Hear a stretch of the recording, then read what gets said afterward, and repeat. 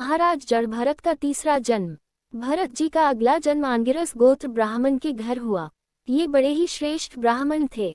इनकी बड़ी स्त्री से इनके 9 पुत्र हुए और छोटी पत्नी से एक ही साथ एक पुत्र और एक कन्या का जन्म हुआ।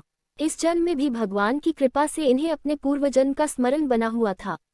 पिता पौरोहित्य कार्य में थे तो सोचा अपने छोटे पुत्र को ही पौरोहित्य कर्म सिखाऊंगा। इधर भरत जी ने सोचा एक जन्म के बिगड़ने से मुझे 3 जन्म लेना पड़ा, इसलिए अब वह गलती हम दोबारा नहीं करेंगे। पिता इन्हें वेद शास्त्र सिखाते लेकिन ये जानबूझकर सीखते नहीं थे, क्योंकि अगर मैंने ये सब सीख लिए तो मुझे कर्म कांड करने पड़ेंगे और मैं फिर संसार में फंस जाऊंगा। इन्होंने जानबूझकर एक मंत्र भी याद नहीं किया। कोई कह भी नहीं सकता था ये कि ये वही ज्ञानी भरत है जो सब कुछ छोड़कर भगवान के भजन करने के लिए वन में गए थे। वे पृथ्वी पर ही पड़े रहते थे, कभी तेल उपटन आदि नहीं लगाते थे और न कभी स्नान ही करते थे। इससे उनके शरीर पर मैल जम गई थी। लोग कहने लगे थे कि ये तो अधम ब्राह्मण है। इसी कारण से इन्हें जड़ भरत कहा जाने लगा। इन पर सुख दुख का कोई प्रभाव नहीं था, गर्मी सर्दी और वर्षा का भी कोई प्रभाव नहीं था। कोई इन्हें काम की कहता तो कर देते थे, कोई गाली देता तो सुन लेते थे।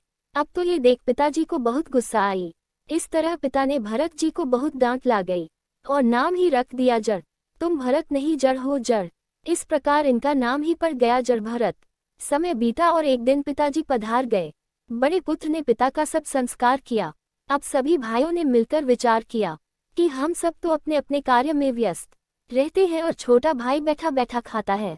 उनके भाइयों ने एक दिन उन्हें खेत की क्यारियां ठीक करने में लगा दिया। तब वे उस कार्य को भी करने लगे, परंतु उन्हें इस बात का कुछ भी ध्यान न था कि उन क्यारियों की भूमि समतल है या ऊंची नीची अथवा वह छोटी है या बड़ी।